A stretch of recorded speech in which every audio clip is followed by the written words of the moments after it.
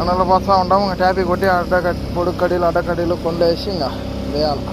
Train stop వేస్తూ ఉంటాం. పోయేది పని చేస్తాను. అయిపోయినాయి 30 ఒక 10 45 బండ్లు అయిపోయినాయి.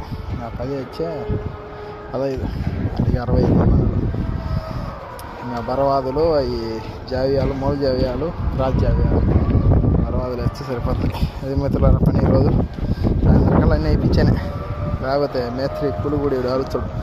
ఖచ్చితంగా ఈ పని ఖచ్చితంగా మనం చేర్చనే కానొచ్చేది. ఇంకా రూపన్న అయితే కూడా పోసిపోయిన చేసిన పని అప్పుడే కానొచ్చు.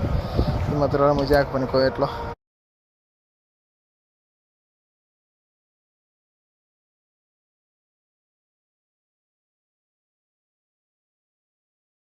బాగా ముదిరిపోతాడా. ఈ బండలు 60 బండ్లు పోసేలాగా ఒకటైపోతుంది. ఏం చేద్దాం, మామూలుగా అయితే 12:30 కల్లా అయిపోవాలి. ఇద్దరైతే 10 గంటల కల్లా అయిపోతుంది కదా మనిషి అయితే.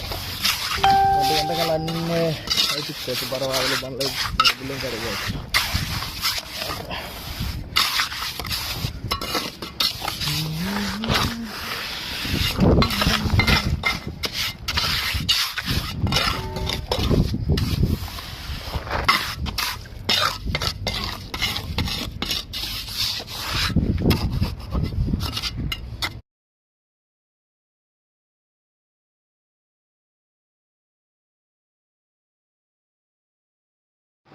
వర్షం వచ్చేస్తుంది కోయట్లో.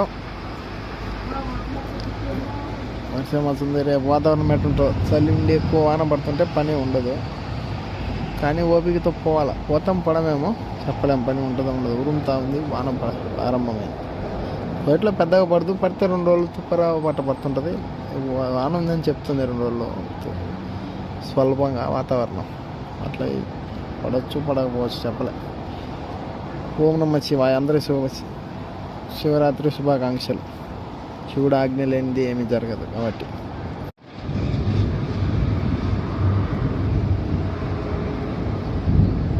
ಉರುಮ್ತಾ ఉందన్నమాట. మళ్ళీ ಆಗ್ತಿದೆ కువైట్ చేస్తే స్వల్ప.